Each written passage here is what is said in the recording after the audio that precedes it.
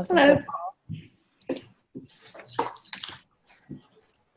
As folks are joining, if you want to share where you're calling in from in the chat box and something that you can see out your window.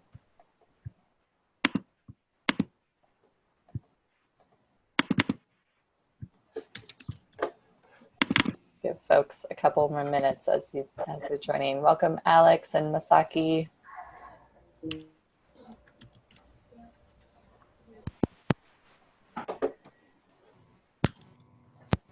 Jennifer sees a lack of bushes where they used to be. Heather, an old brick building across the street. And Maureen calling in from Manhattan, seeing budding trees and tall big buildings. Welcome spring. Welcome David and Kathleen. Great to have you on the call this morning. Hi, nice to be here.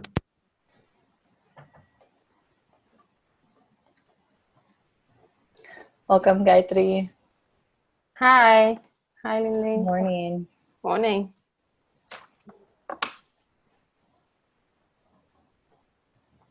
Welcome JM. As folks are joining, some of you have heard this prompt before, sharing where you're calling in from and anything outside your window or around you that's bringing you a little joy this morning. Sophia calling in from Massachusetts with beautiful weather, and Elizabeth. We welcome everyone to have their video on just to kind of make it feel more like a conversation amongst all of us, if possible. We welcome morning hair for those of us on the Pacific Coast or further west.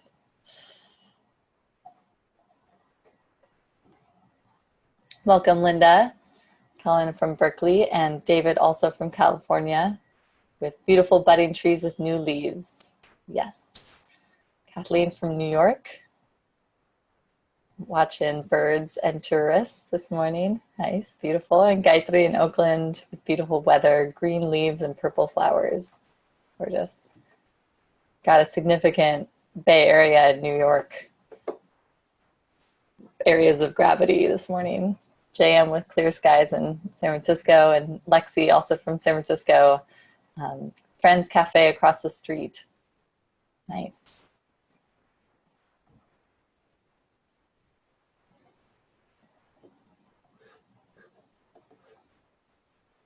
Welcome, Molly. Hi there. Great to have you on the call. It's good to be here. And welcome, Rachel. We'll give folks maybe one more minute as they're joining.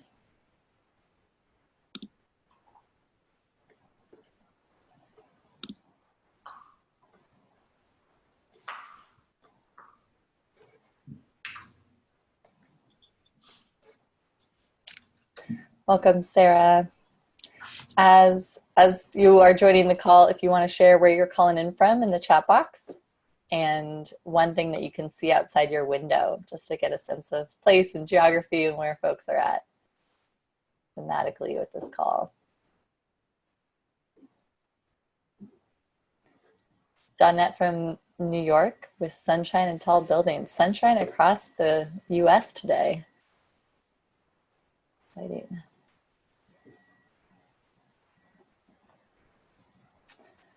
All right, let's get started.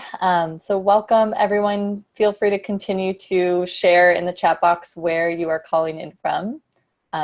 We are seeing a stream of messages about sunshine across this planet. So beautiful to hear that and to feel spring in many places.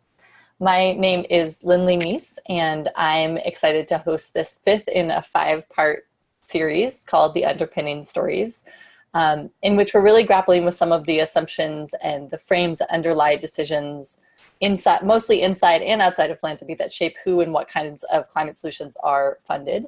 And my colleague Jennifer is going to chat a blog post that describes these 5 frames that we're exploring over the arc of this series. We created this dialogue series, and thank you for all those that have joined on previous ones.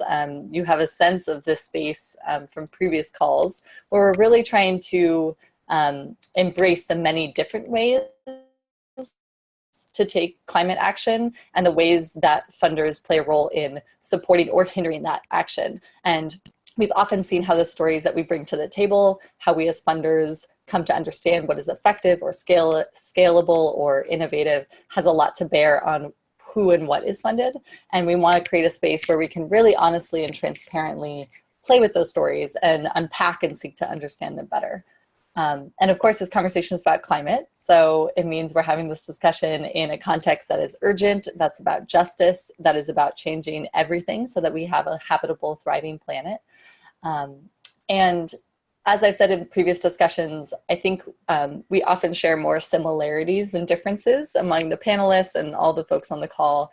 And we're really here to suss out where we might have different points of view and different perspectives. And that's what we can actually learn from each other in that, stepping into that difference to learn. And as I shared on the last call, but I'm going to share again because it's just such an excellent quote to frame the conversation. As Edgar Villanueva says in the recent book, Decolonizing Wealth, our beliefs are just one perspective, and the more rigid our perspective, the more alternative perspectives that we miss. And in a climactic moment where we desperately need more perspectives at the table, we're really trying to create a space where we're practicing, where we're flexing the muscle of holding different points of views, and just seeing that as really vitally important in climate philanthropy in this moment. So we're honored to have a really incredible, as always, lineup of speakers with us to dig into place and geography, and how that informs their climate grant making and their practice overall, and will be and how that frames up and connects with the larger field of philanthropy writ large. So they can wave. You probably can't see them yet because I still have screen share, but I'll be introducing them in a moment. I just want to say a couple things about housekeeping. So first, in an effort, as I said earlier, to make this feel more like a conversation and less like a bunch of talking heads on a screen, we really invite you all to turn on your video if possible. Welcome whatever state you're in, we're all human. And also want to create a kind of strong plug for an active chat box. This has been a really great theme of the last 4 dialogues, that there's been a super juicy, fleshy conversation in the chat box alongside what is happening verbally. And visually. So continue to show your love for whatever people are saying, ask questions, use that space to engage with each other. It's been really beautiful to have people connect and build relationships from these calls in the past, so continue to do that. Third, you can toggle your view from gallery view to speaker view if you want to see everyone's faces versus just the speaker face by clicking the upper right button. It's in the upper right of your screen when I take off screen share. And finally, we have tech support. So if you have any trouble over the next 90 minutes on this platform, Carol, if you look for Carol's name in the chat box list, you can chat at her and she will do her best to help you out. So let's take a moment oh sorry, this is just an orientation around the bottom. So if you want to click chat at the bottom, that will pull up the dialogue box so you can have that up for the whole conversation. And then finally, just take a moment to be present. So even though it's incredibly difficult, actually minimizing on your screen your email, removing other distractions, getting a glass of water, if you take notes and that's helpful. And then we're going to just take a couple of deep breaths to center ourselves.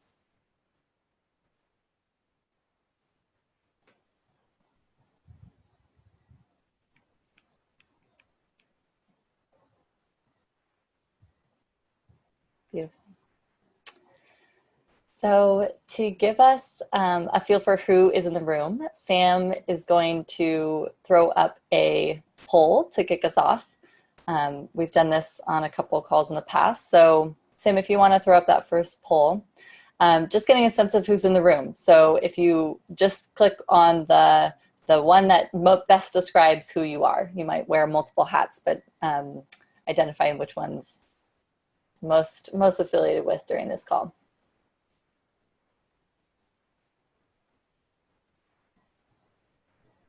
And for those on the phone, you won't be able to participate in the polls, unfortunately, but you will be able to participate in the breakout groups. Okay, So let's close that poll. Pretty clear leaning towards institutional philanthropy, though we also have some individual donors and nonprofits and other folks on the call. Interested to hear who that is. So thank you, Sam. Gets a good sense of who's on the call. And then one more question, which is if you fund, where you fund, if you are a nonprofit, kind of the scale of your nonprofit, just getting a sense of at what scale folks are working at on this call. So Sam, you can throw up that second poll. So all of these are very subjective. So just answer it how best makes sense for you: local, regional, national, international, global, or other.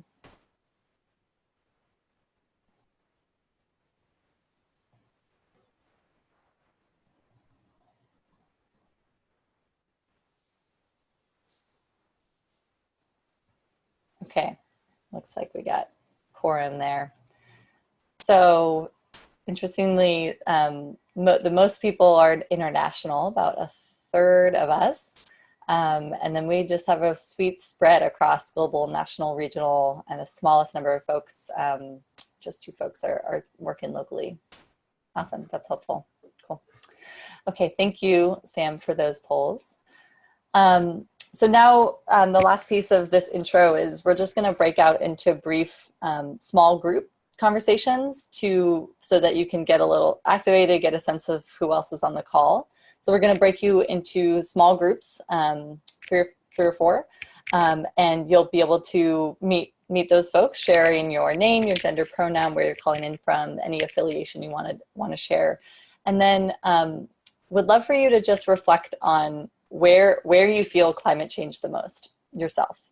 If that's a place that's dear to you that is experiencing impacts, whether that's a part of your body, really centering around this question of where are you feeling climate? So with that, I'll have Sam push us into breakout groups. Just accept the little dialog box when it says join breakout room, and phone folks will be automatically moved into breakout groups.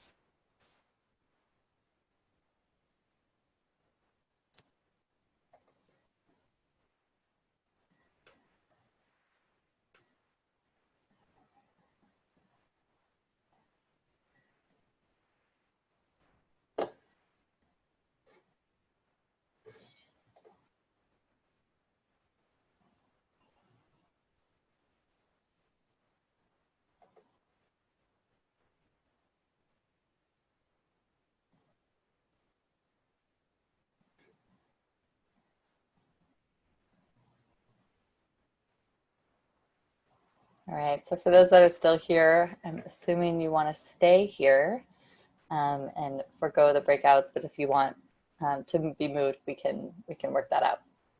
Okay. Hope you're feeling better. I know, so tiresome.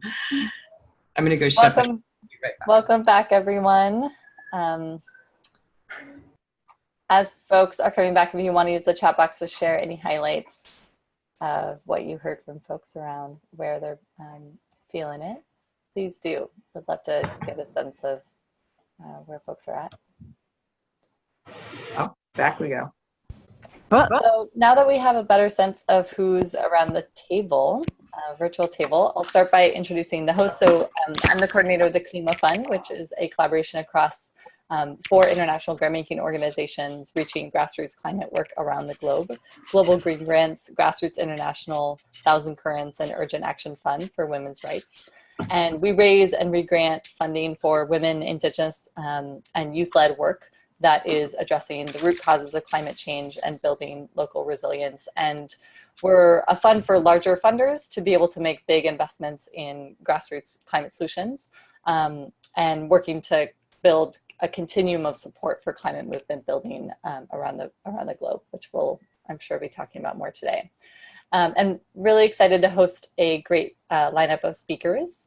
So I'll briefly introduce them. So first we have Heather McGray, if you can wave, Heather, who is the director of the Climate Justice Resilience Fund. And she previously served as the director of the Climate Resilience Practice at the World Resources Institute and also in China with the Access Initiative to promote transparency and participation and access to justice in addressing environmental issues there. So she speaks fluent Mandarin, which I did not know.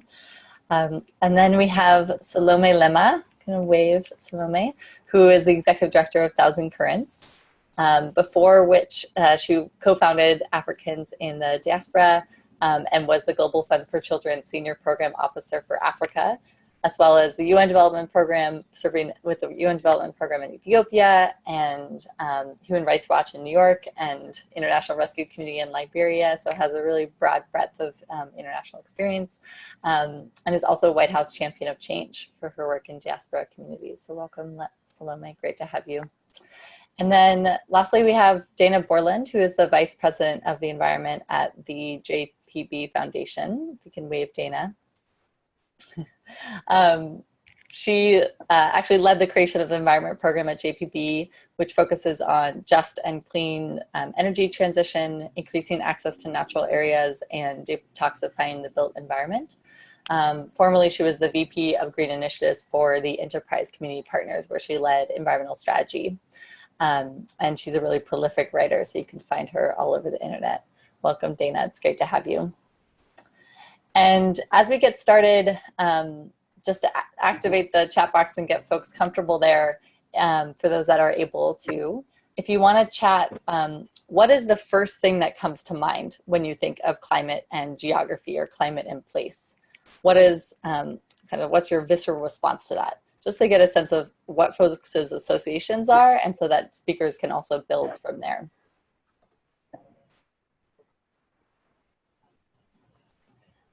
I'll just read a few of them as we kick off. So coastal regions and flooding, landscape beauty, island nations disappearing, women on the front lines, flood and fires, wildlife. Broad range of both impacts and kind of invocation of what we cherish and what we think of when we think of our climate and our planet.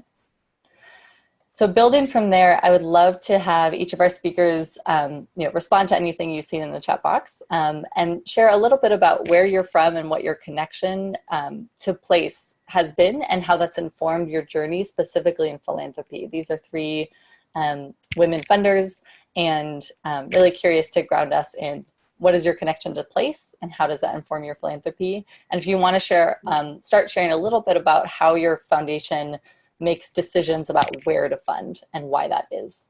And we'll be digging more into that. So let's start with Dana.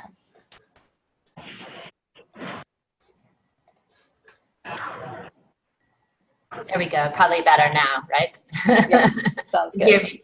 Great. First of all, I'm just thrilled to be a part of this conversation, and of all the webinars I've done, never been a part of one so thoughtfully created and managed. So thank you, Lindley, for everything that you're doing. And such a great topic. So I was born in Chicago, but before the age of 1 moved to England. And my parents are both from El Paso, Texas. My mom had moved around a bunch as a kid, but that's where they met and married and went to college, and then moved to England, came back to the States where I was born for higher education, and then went back to England. So I've always considered myself sort of third culture, not really ever belonging to a place, having grown up during my developmental years in England, but having these very American, El Paso, Texas parents. And so I've carried that with me throughout my life, of gravitating to other people who also either are third culture or don't feel like where they are at the time I meet them is where they belong or come from. And moving a lot has also just informed my sense of place. Why do some communities work really well for some people and terribly for others? And I think that question has been with me for a very, very long time, and is more informed lately as I read more and look at data and research and what the economists have to say. But it's really those things, feeling like I don't really belong anywhere, and noticing that some places work well for some people and not for others. That has been my connection to place, certainly in philanthropy. And before I arrived at JPB, I served in the Peace Corps for 2 years after college in Belize, where I was working with young women and girls in Belize City. And so that, also informed my understanding of the built environment and the natural environment. And so ultimately, I have that experience that I carry with me too. And so I think the question is, just how does geography inform my journey in philanthropy? It completely informs it. I feel like everything I do starts from a sense of place. Where are people from? How does their community work for them or not? How engaged are they in the creation of it? How able are they to change or direct it to benefit the way that they want to be living in the future? And really, at JPB now, we've been able to frame our entire environment program under this context of resilient communities. How are communities able to acquire the things that they need internally and externally to live into a future of their own design? So that's, I think, in a nutshell, sort of what brings me to this conversation, Lindley. Thank you, Dana. That's really helpful. Do you want to add anything about going a little bit deeper on JPB's funding strategy in terms of place and why you've made some of those decisions? Sure, yeah. So for those of you who might not know, JPB is a relatively new foundation. We were founded right around 2011. Our president had a family foundation and then launched JPB. And we've never considered ourselves to be place-based. So even though we're here in New York, maybe we should consider ourselves office-based, because we actually have very small staff and we do not get out into the world very often. And I think that is why we're not able to be place-based, because we just have no direct connection to people every day in communities that would be able to inform our work. And so when we started the environment program, we wanted to create a program that was at the intersection of our other main program here at JPB, which is our poverty program. So we've been considering place in terms of, where might we provide funding that looks at people who are living in poverty, but also experiencing various environmental issues. And so that's sort of our guiding principle of making sure that we're always looking at ways to benefit people in communities, primarily those who have very low income. So we don't consider ourselves place-based. We listen to our grantees to know where do they feel there's the biggest need, and then we're able to direct funding through them. But I would say that we have always been targeted in our giving to places where philanthropy has not historically been terribly strong. So even though we don't direct our funding to go to one place over another, if a grantee says there's 10 places where they want to work, we will encourage and have conversations about those places where philanthropic support just historically has not been, and try to ensure that our money gets to those places.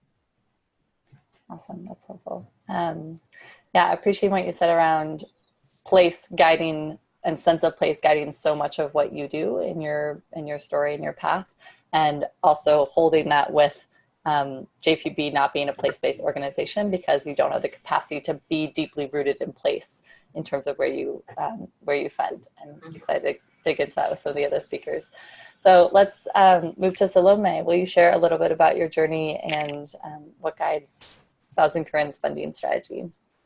Yeah, thank you, Lindsay. I'm so happy to be part of this conversation. And, I wanted to start by kind of some reflections on what people have been chatting about climate and geography. And I think, when I think of climate and geography, I often think about how we all have, as humanity, have one literal home. And it has loved us for thousands of years, and we haven't done right by it. And this is our moment to really step up and return that love back. And it makes me think about how climate knows no borders. While we as humanity organize ourselves and our governing systems along geopolitical lines, this moment asks us to think beyond that in order to heal our broken relationships. And for me, within this one larger home, the place or places that I call home are, I was born and raised in Addis Ababa, Ethiopia. That's where I spent what I would say my formative years. And when I was there, I would often hear my grandmother talk about where she grew up, which was outside of the capital, in a region known as Metu. And when she talked about that land, she often talked about the soil, you know, how much she loved touching it and feeling it. She talked about all the fruit trees we had access to. She talked about all the produce that she just picked up from her own farm and cooked. And I heard these stories, but I never got to experience them in Addis Ababa, because by then we had moved to the capital city and I was so disconnected from the land and from where food came from. And then I came to the United States, where I became even more disconnected than I was back home in Ethiopia. And in the United States, I call home places where my loved ones live. So it's Los Angeles, California, where I grew up, in the United States, as well as Atlanta, Georgia, where the majority of my family members live. And because of that, I identify strongly as a diasporan and as someone who exists within and between and outside of spaces and boxes in many ways. And yet my core identity is built around that of an African. And wherever I go on the African continent, that is where I feel at home.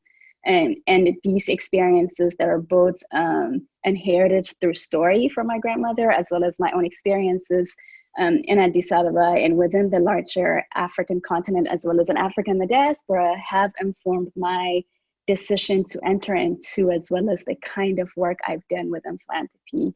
And there are many, many explanations and reasons for that. And I will say one driving reason is the fact that I've seen in Ethiopia, as well as other parts of Africa, the ways in which international aid and development have undermined local agency and have undermined generations of inherited solutions that could help us come out of the mess we've created in our relationship to Mother Earth. So that's kind of how place informs my work. In terms of Thousand Currents, when we first started in 1985, I would say between 1985 and 2000, we were funding all over the place. We were opportunity driven, small staff and team, mostly or all volunteers.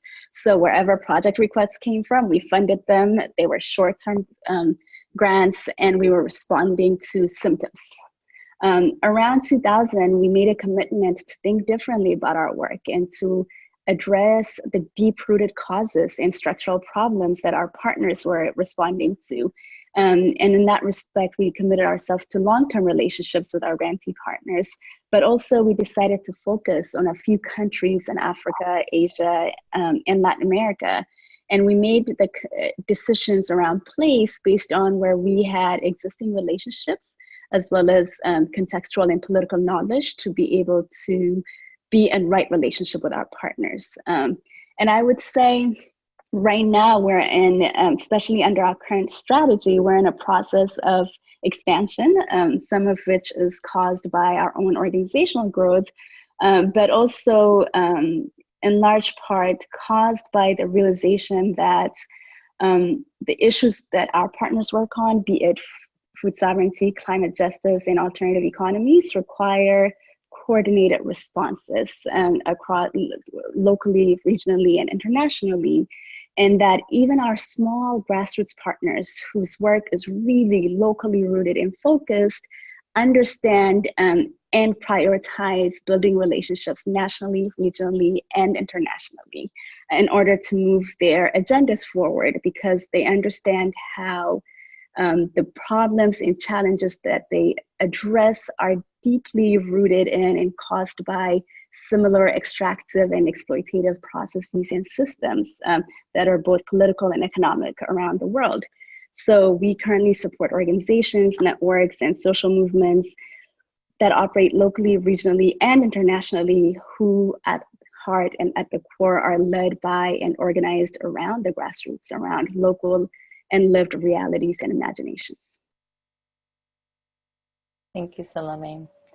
Appreciating the themes that have already been coming out around relation or place being rooted in relationship and that defining funding strategy. And then, yeah, that really resonates me in terms of linking and weaving local, regional, national, international in this political and climate moment, because it is a common threat and it can only be addressed collectively because it is on that interwoven global scale.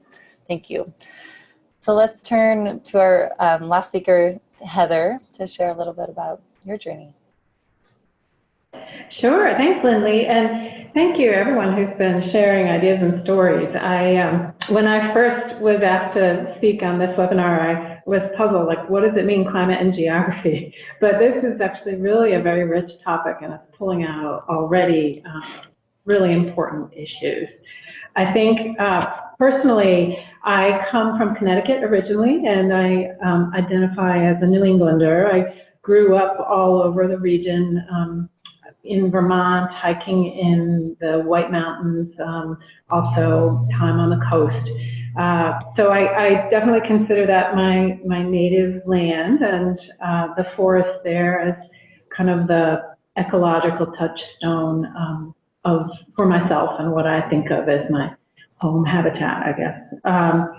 And I think I was probably 30 before I really understood what a unique place I had grown up in. One of the things about the climate is that rainfall is pretty evenly distributed across 4 seasons, and we really do have 4 distinct seasons there, which is just not the case in much of the world. And places that have a rainy season and a dry season, life is pretty different as a result of that. And there's a lot of just different rhythms that I've learned about as I've now traveled the world quite a lot. As Lindley mentioned, I spent some time in China early in my career. Actually, my Mandarin's gotten kind of rusty. I should update my bio. I've also been in and out of India and Africa quite a lot. I just came back from Kenya and Ethiopia about a week ago. And that right now, actually, they're struggling. Many parts of Kenya still haven't seen the start of their long rains yet, and our grantee partners there are trying to grapple with that. So at any rate, this sense of place and of climate is something that I think I certainly have roots in, but also a sense of how it varies a lot around the world and how climate really shapes people's lives in all kinds of amazing diversity in terms of livelihoods and cultures and food culture and enjoyment of the environment. That is one of the things that I bring quite a lot to my work. Here at the Climate Justice Resilience Fund, we're actually a very new fund. We're just over 2 years old. We were created initially by the Oak Foundation, and the Candida Fund is our second member funder. We focus on supporting women and youth and indigenous people in adapting to climate change and building resilience.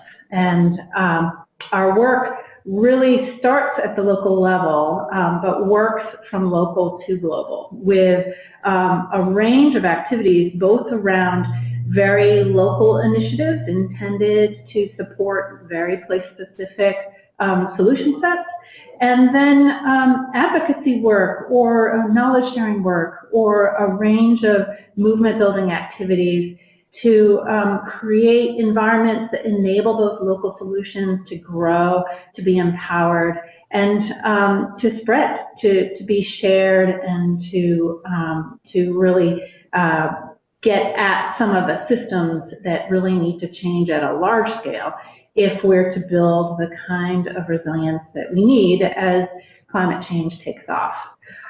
We do work in 3 very specific geographies. In Asia, we're working in India and Bangladesh on the coast. And actually, it's even more specific than that.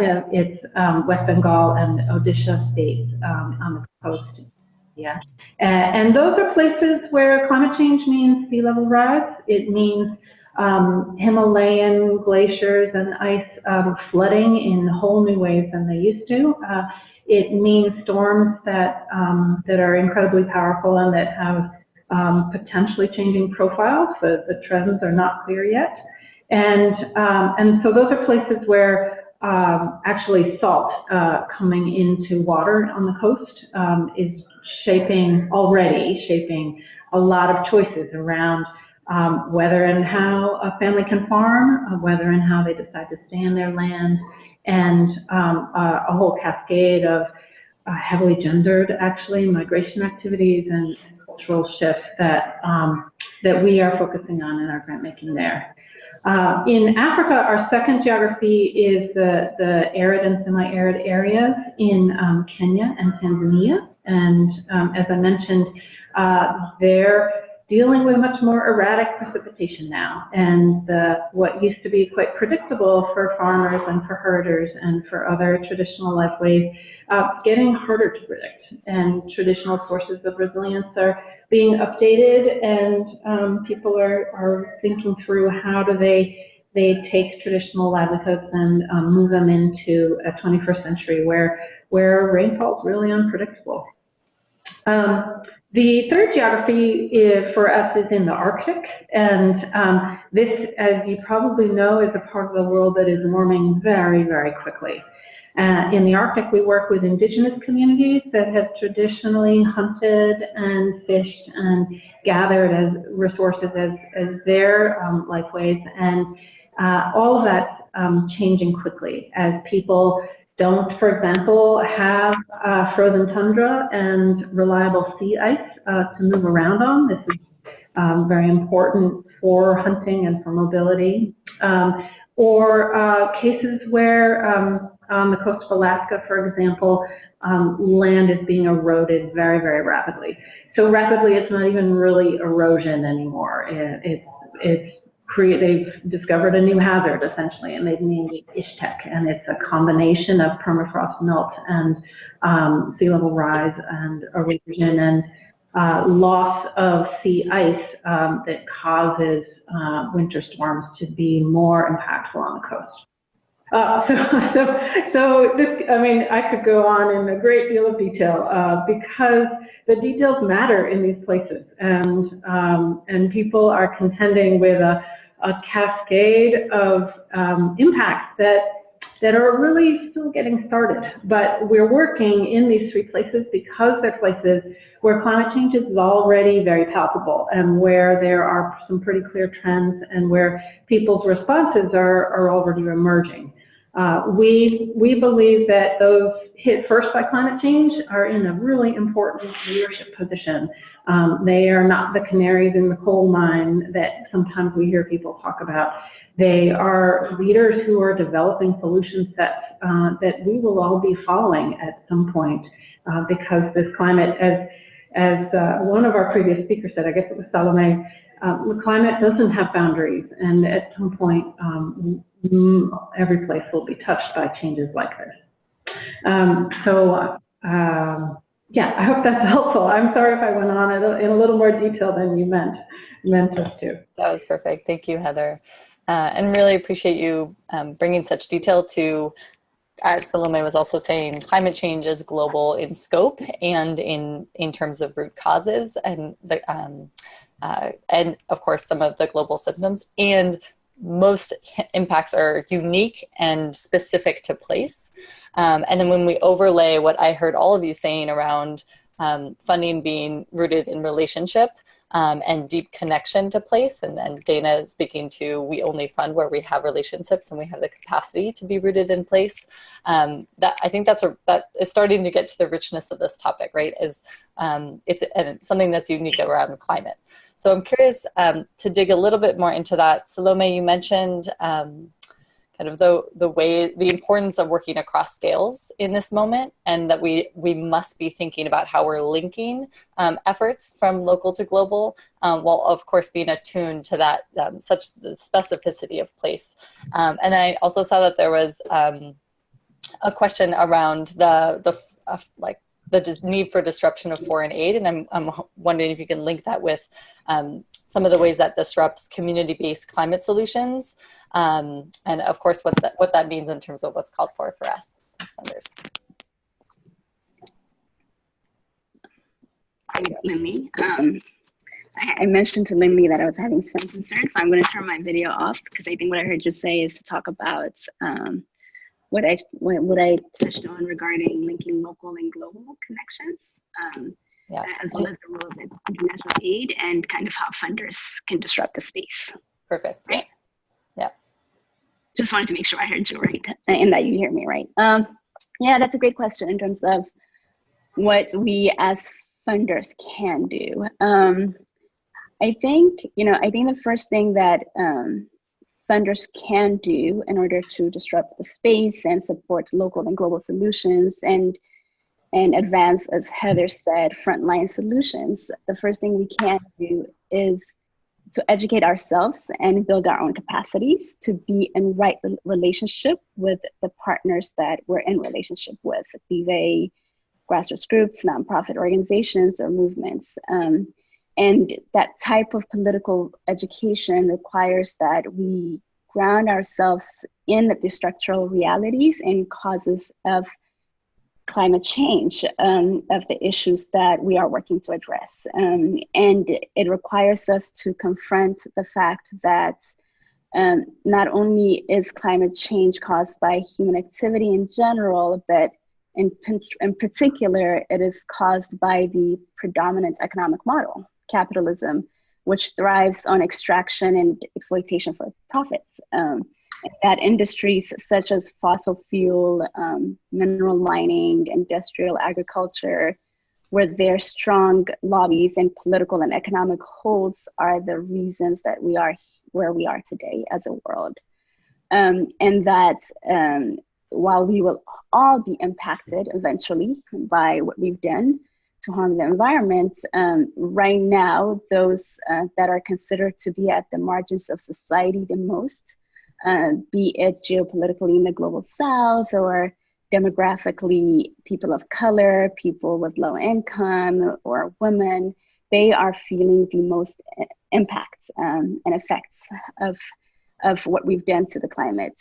So I think this political grounding as funders is really important and imperative, because it then requires that our solutions aren't just technical fixes to minimize greenhouse gas emissions, that we don't necessarily center our interventions around that disruption, but that they must also integrate within them an economic, labor, gender, and racial justice lens that help us transition to new and more just and more equitable frameworks and ways of organizing our societies. And in one way, and one thing we can do as funders right now and in this moment is to recognize that people at the front lines of the impact of climate change are also those with the most important solutions, in many cases, solutions that have been around for generations.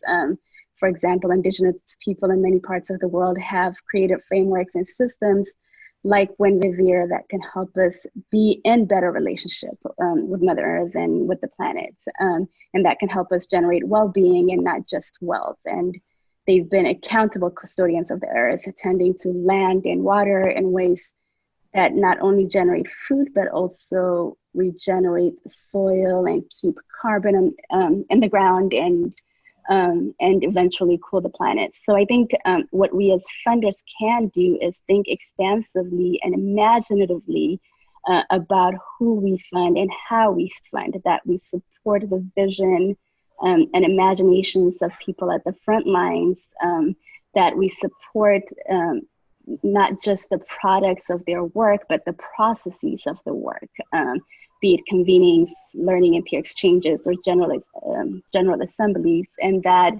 that we remain flexible and commit to it in the long term, and that we frame our own imagination and understanding of what scale is. We often think of scale as one idea, one solution, one organization going to scale, but the scale of climate change and the problems that we're facing require local, regional, national, coordinated, interconnected, and interdependent responses and strategies and tactics. And therefore, as funders, we must also think differently about how we fund and who we fund and where we fund. Nice. I hope you heard that, because I was hearing my own sound. We could hear you. And if I could ask one quick follow-up, you mentioned Bon Movir, and I'm curious if you can, I don't know if anyone on this call knows what that is, and maybe using that as an example of coordinated and translocal action, just to bring that alive a bit more, what you mean by coordinated and interdependent responses. So I'm so sorry. You want me to explain what Bon Movir is? Yeah, and maybe that as an example for coordinated and interdependent. Absolutely. Bon Movir is a framework that we've learned from our partners from indigenous communities in Latin America. Different indigenous communities have different indigenous terms for it, but the idea or framework translates into well-being, a life of balance between people, natural systems, and the environment. A pursuit that allows us to not just think about how an individual succeeds or does well in life, but really tend to the collective and tend to the home that we all share that I talked about earlier, Mother Earth. I think this is one framework that can be really productive if learned, inherited, and used properly, and helping us think about how we can imagine not only responses to climate crises that can be responses to immediate emergencies, as well as long-term strategies and tactics, but also how we organize our political, economic, and governing systems and structures. Nice. Thank you for explaining on that. So I'd love to go back to Dana and hear a little bit more about how you see coordinated cross-geography, cross-scale organizing and action in your work. And also if you can describe a little bit about why you focus specifically in the US in the context of your climate work and how you think about that at JPB. Yeah, sure. I'll answer that last one first, just because it's a short answer. It's really just our president is based here in New York, hasn't really traveled terribly extensively, and just feels that the problems and the issues we're facing domestically are so enormous that she wants to direct more funding domestically here in the United States just to see if we can have a bigger impact. And so that it's just sort of the one parameter that we have for our work, actually, is that we direct our funds domestically in the United States. But to answer the other question, and thanks, Salome, for your response to those questions, I think we've been on a bit of a journey at JPB. Certainly, we haven't diverted too far from where we started in terms of the things I mentioned in the beginning of what we want to be doing and how we want to be working. But a lot of our funding initially really did go to pay for solar panels, to pay for park improvements, to pay for greener infrastructure and some of the projects that are going to hopefully help communities adapt to climate change. But the deeper we've gotten into the work, I believe we have now a much broader portfolio of grants that are supporting more of the relationship development in the process. And I feel that there's some exciting things brewing. I feel strongly, and we at JPB do, that this idea of scales is so important, and the need to kind of vertically integrate what's happening so that we are able to go from the sort of grassroots, but also inform global and have that information exchange, a healthy exchange coming in both directions at all times. And what we've figured out is that based on our business model, we sort of fit well supporting groups that sit in the middle of that vertically integrated relationship. And those organizations have networks of affiliates all across the country, but also inform nationally both sort of policy development and global both organizing and policy at that level too. So we feel if we support them to be as strong as they possibly can and to build their own capacity, they can reach globally, even though our funding is directed towards them in the United States. And then through the relationship with their affiliate members, they are informed directly from what's happening on the ground.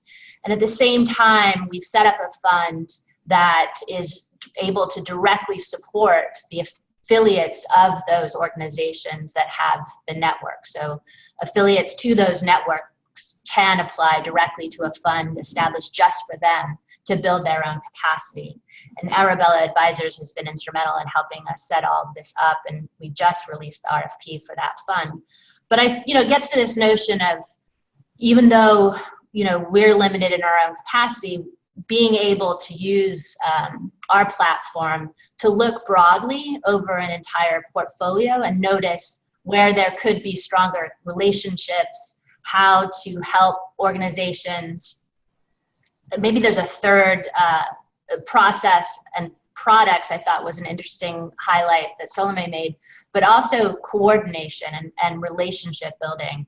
And oftentimes as funders, I feel, or I should say as a funder, I have not intentionally asked if organizations have the capacity and the funding they need to just be in relationship and coordinate their work with others, so that we are having more integration of what's happening on the ground to what's happening globally.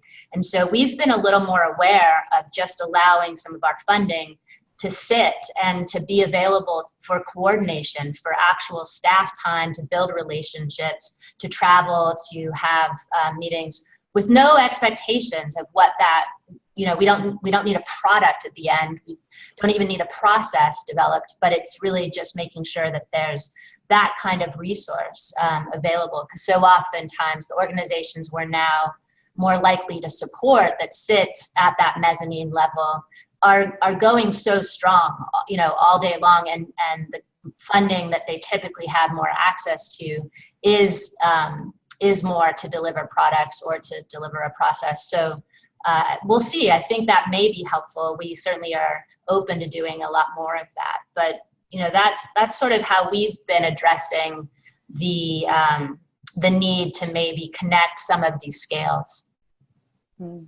Thank you, Dana. Heather, I'm seeing a lot of head nodding from you, so I'm curious to hear what resonates from you, what Dana just said, and also what you're learning. You've been on the ground a lot with some of your partner organizations, and of course work globally but locally, and I'm curious to hear what you're learning from the folks that you're working with around how to attune to issues of scale in your work, as we've been talking about. Yeah.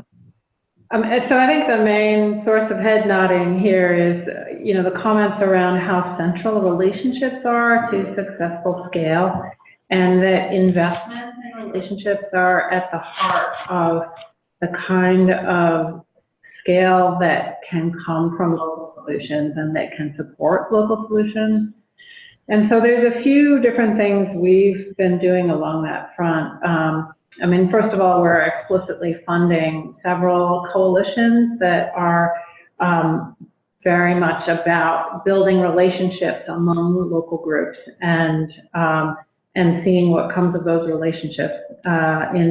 In one case, we support a network of women's organizations around the world who've been creating local resilience funds that are run by women's groups at community level, and they've been, for several years, they've been learning from each other and systematizing how these funds work, and kind of doing peer review and quality control on the funds. And they're at a moment where they're exploring whether this funding model is ready to take a leap into a larger monetary value and trying to access some of the global climate funds that have been quite hard for local organizations to access.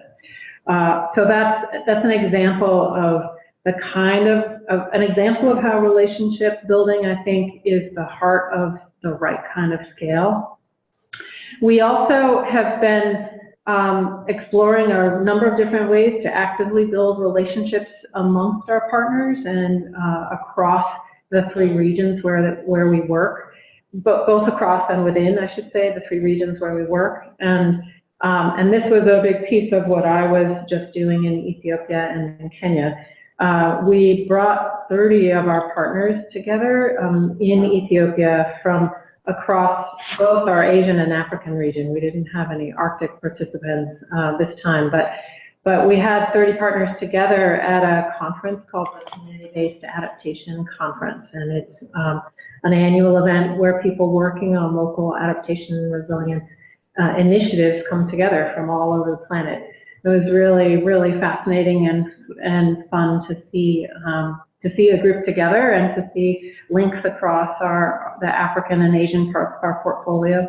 We still, it's only been a couple of weeks, and we're still waiting for feedback from partners on, exactly what the benefits were from this and whether there are relationships that really have legs, so to speak. But in general, it was a pretty inspiring event. We also had a more regional event for our partners in Kenya, and that already has generated interesting relationships where partners have learned methods and techniques from each other, and where they've teamed up on some advocacy efforts and have been built that way. So it's beginning. We're a new funder, and it's not too far along, but it's getting started there, and we're looking for ways to support that systematically in terms of small pots of money for partners to host exchanges or to travel when there's a need for travel, and to be as responsive as we can to their particular interests in learning and sharing. We did a survey of our partners to see what their learning priorities were in their work with us, and I think in some ways we were kind of surprised what came to the top in terms of what they were really hoping to learn and where they felt their capacity needs were, and what they felt they had to offer as well in terms of bringing skills to the table and knowledge to the table. So that's been an interesting learning journey, a learning journey about learning, so to speak. But it's also very much about learning together and building relationships, and I think that's a key thing that we're seeing so far. And if I can just jump in really quickly, Lindley, because this great conversation has sparked a thought for me. I'm really heartened to see us kind of reframe our understanding of scale to be as expansive and as inclusive as depth, breadth, or even influence, how groups are able to influence one another as well as the systems that they're trying to change. And I think it's also great to see us talk about ways in which we help partners build relationships with one another as they desire, and can facilitate those connections. I do think as funders, it's important for us to be really mindful of the role we play there as we bring partners together in different types of and formations of processes.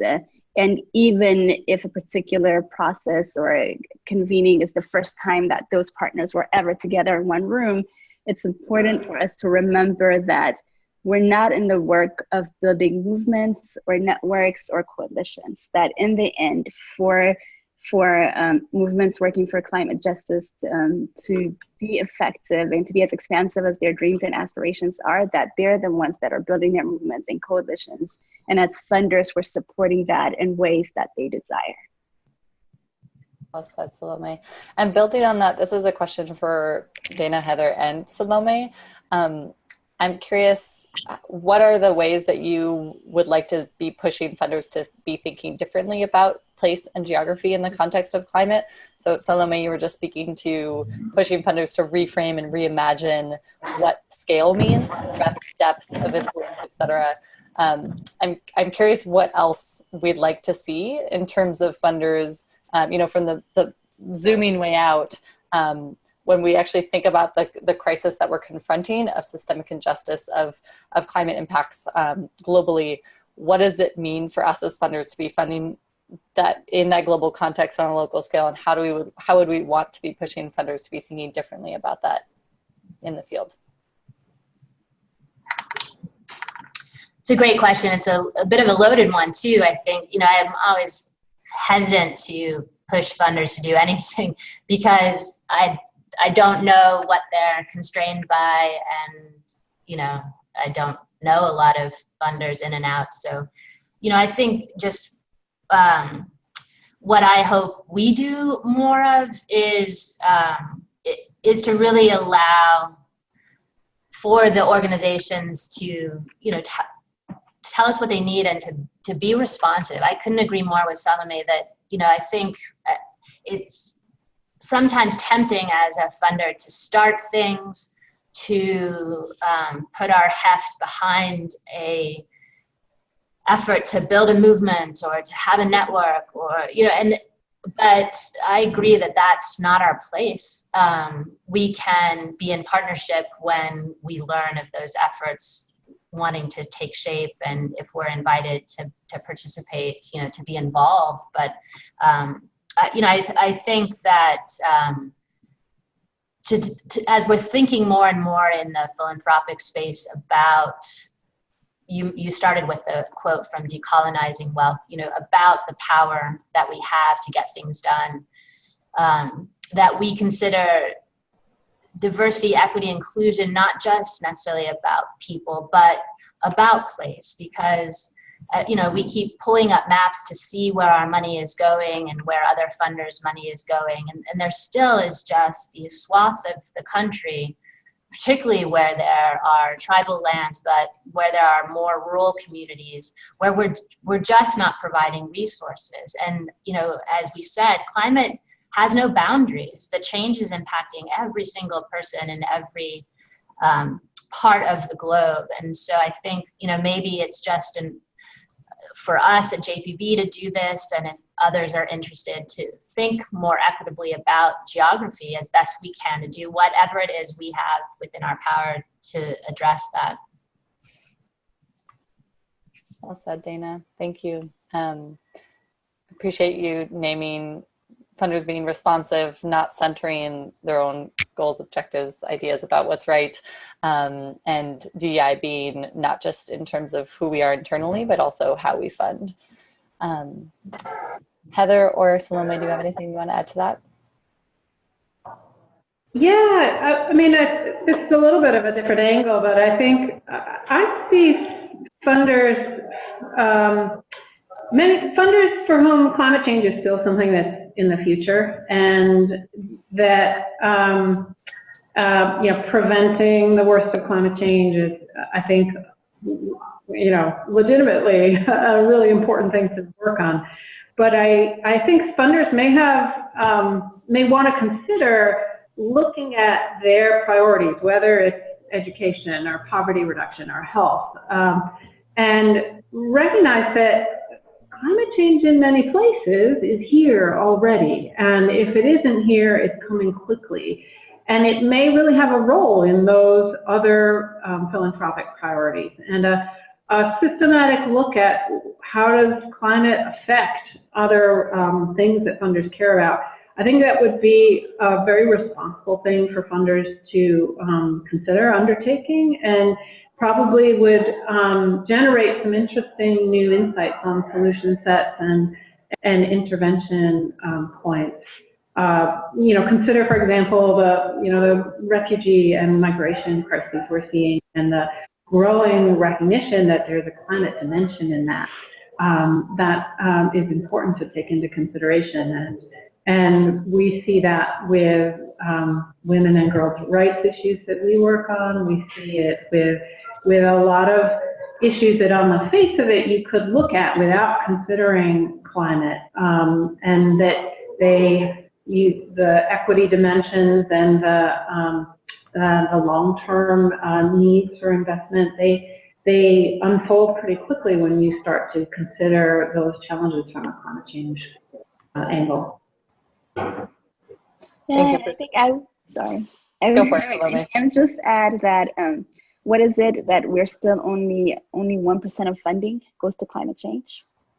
I mean, Yeah. that harsh reality.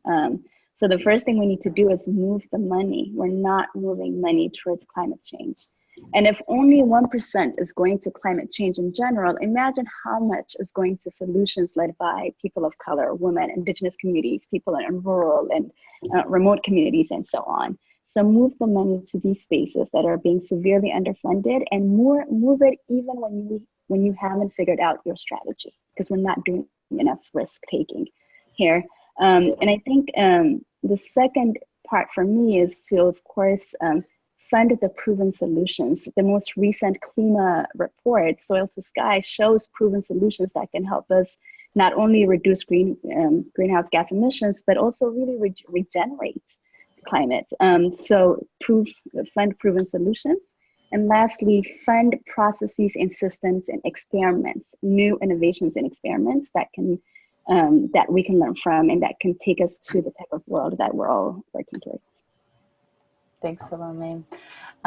So I'm actually going to move us to breakouts, because every time people get upset that we don't have more time in the breakouts.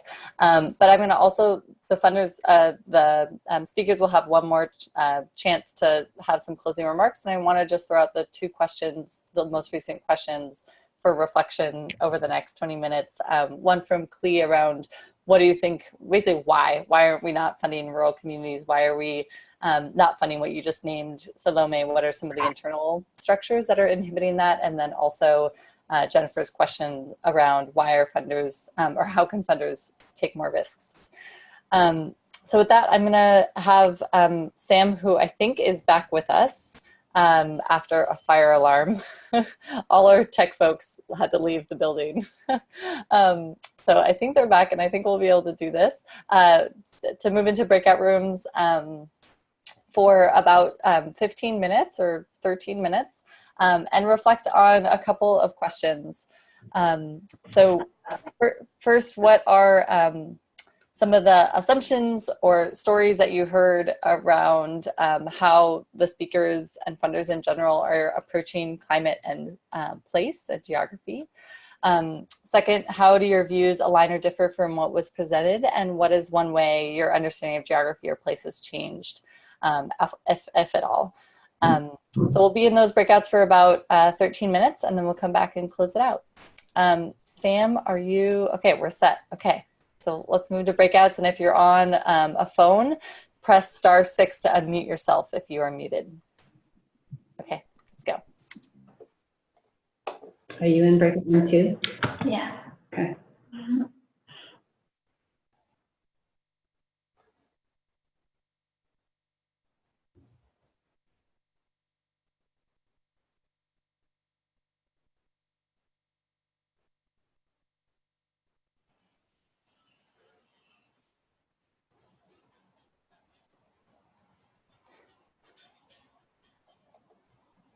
So for those that are still here, if you don't want to stay in a breakout or go to a breakout, you can hang out in this room. But if you do want to, go ahead and chat us, and we can push you into a breakout.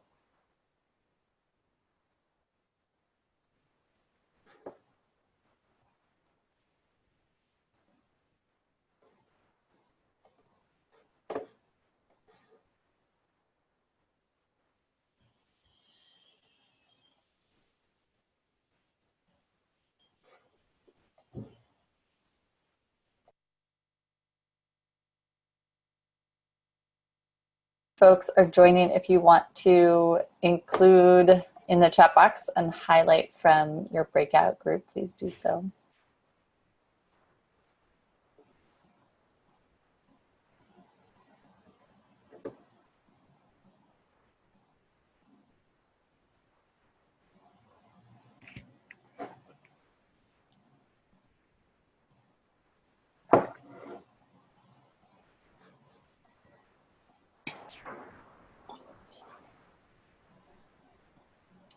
All right, as folks are joining back into the main room, please take a moment to chat a highlight from your conversation in the breakout groups.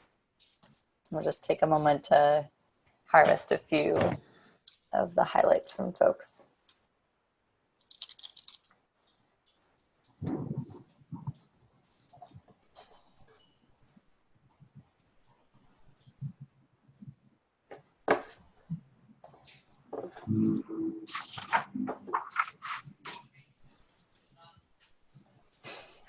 Carol, we're all really stumped why climate funding gets only 1%, less than 1%.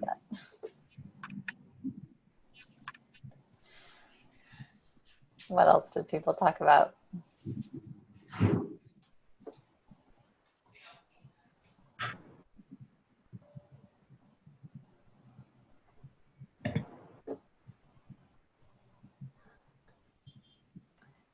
Jennifer, relationship as central to place and expanding our definitions of scale. Yes. And such a diversity in how people relate to their place. Yes, absolutely.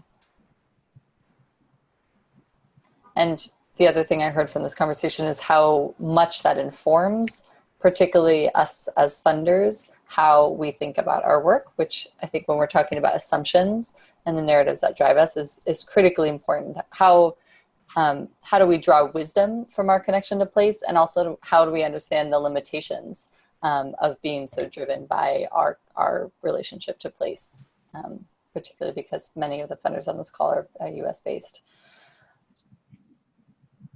So as folks, or one more, Masaki, relationships and communication amongst and between funders, yeah.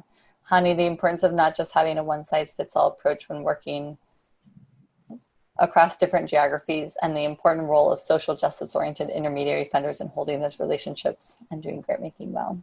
Yes. Kezia, there are so many similar issues around the world, and a great need to share more about successes in funding and how best to do that. It's easy to talk about the need, but getting into the details of really creating a community of collaboration. Yeah, absolutely. Very different to walk the walk of that. And Nina, the dichotomies of nature versus people as opposed to we are nature. Nice. So I'm going to give each of the speakers a minute or less to share any closing thoughts in reflection to the couple of questions that were coming in right before the breakouts, or anything that came up in the breakouts, or anything about this conversation that you want to leave folks with. I would particularly invite, if you have one question that you want to leave folks with, to sit on and marinate in, offering that. Anyone can jump in.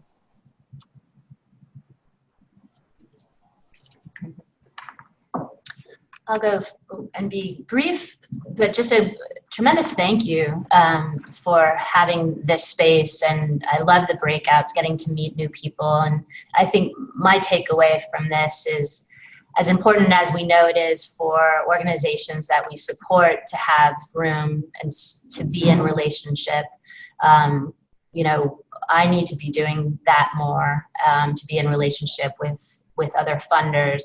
And even though we don't get out to places, doesn't mean there aren't, you know, many, many ways to understand what is happening in all of these communities across the world. So that is, you know, sort of our responsibility. And, you know, I think the question of how do we do more? How do we take more risk? I think, you know, that will stick with me. How do we make sure that we're deploying all of our resources in ways that are additive, that are better connected to what people in place need, and what will help them navigate this vastly new and quickly changing terrain as it relates to climate. And, you know, my question might be just, what does virtual place mean when it comes to the questions and conversations we're having today? What role can virtual place play, particularly in connecting us, sharing stories, helping us form relationships? And I leave that as my final question. Thanks, Lindley. Thank you, everybody. Thanks, Dana. I can go. Yeah, first, again, I want to echo the gratitude. Thank you. I've truly appreciated this conversation and the ways in which it has pushed me to think in a more nuanced manner about the questions we're sitting with. I think I'm still walking away with that question of why is it just 1%? What is at the heart of that? Can we work together to get to what's getting in the way?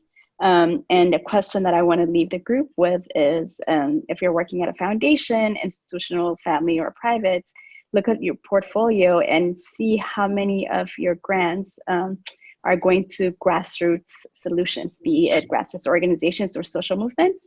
If it's none or very little, ask yourself why, and what do you need to be able to shift resources in that direction.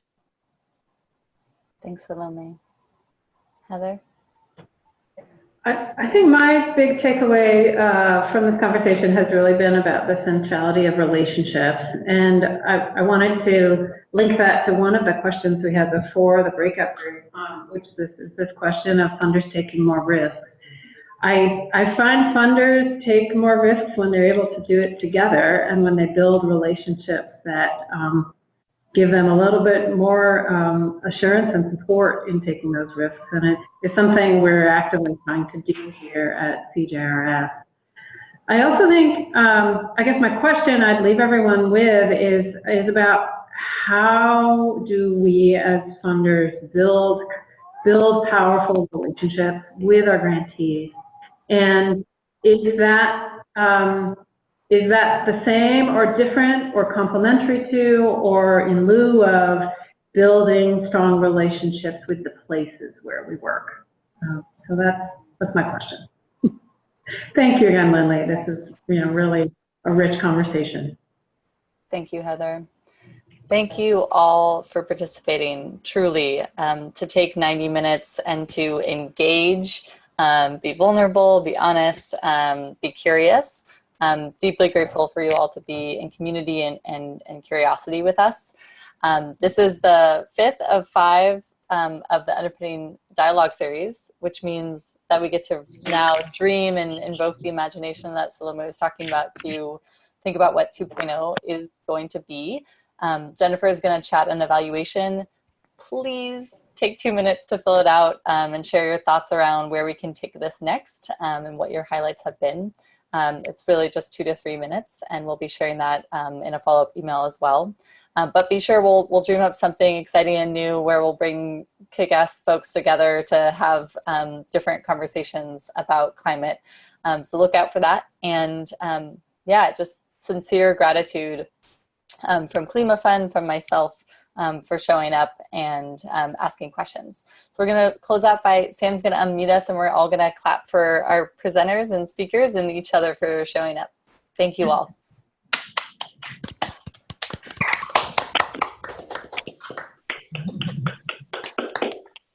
Right.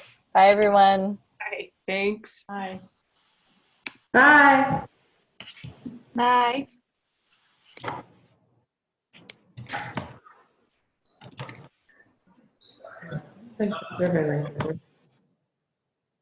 Yeah.